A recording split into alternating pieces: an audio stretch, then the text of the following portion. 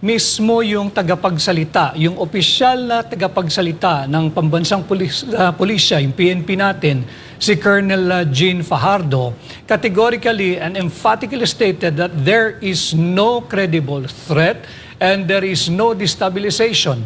And hearing that from the hierarchy of the PNP, I guess that's the end of the story.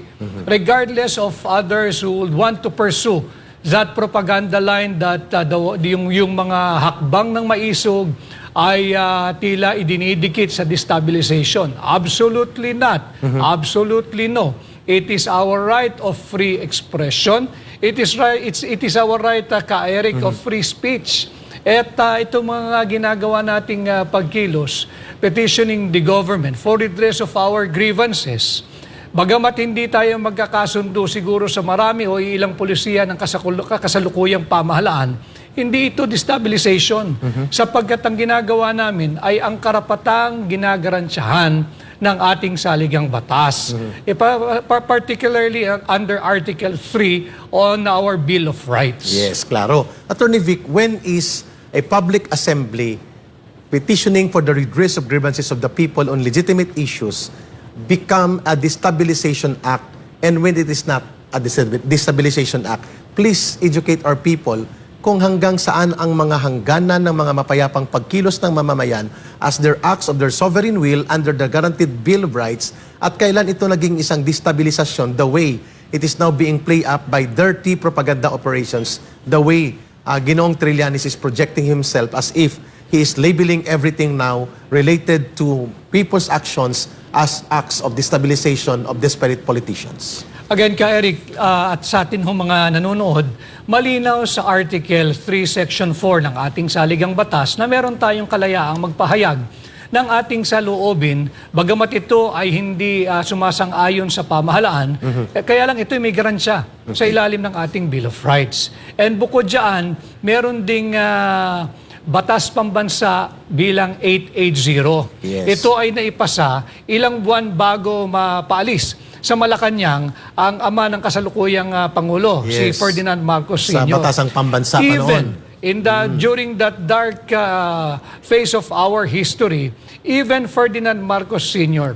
recognized itong karapatan nating makapagpahayag and to assemble peaceably and petition the government for redress of their grievances. Tama. Anong proof natin dyan? Yung Batas Pambansa 880. Yung Peace Assembly Act of 1985. Yes. Ironically, yung mismong inaakusahang diktador ang sa ilalim niya na ipasa itong Peace Assembly Act of 1985 few months bago sila sipain or patalsikin sa Malacanang. Exactly, Attorney Vic. And the history of that, earlier on, noong 1982, ay ipinagkaloob niyang pagbabalik muli ng mga student councils. Dahil ipinagbawal ito na recruitment ito ng mga komunista terorista.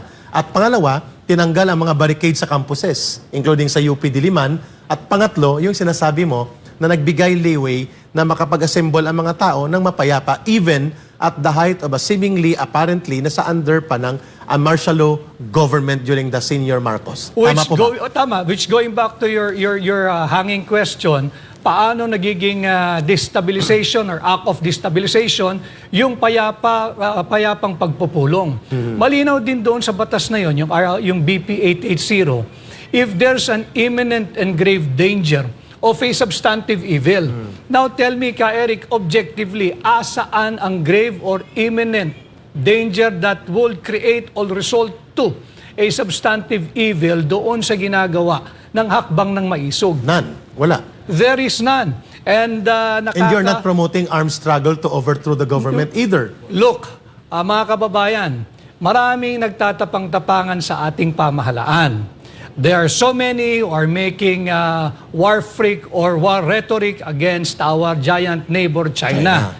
Ito nga pagpapahayag lang namin ng aming saloobin o di pagsang-ayon sa gobyerno, ang tangan-tangan lang namin ay ang aming prinsipyo, paniniwala at ang aming salita ay natatakot ng pamahalaan. Makikipagyera ka pa.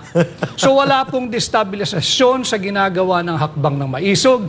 And again, we're talking of the Bill of Rights. They have to take a look at Article 3 again because that's the Bill of Rights provision.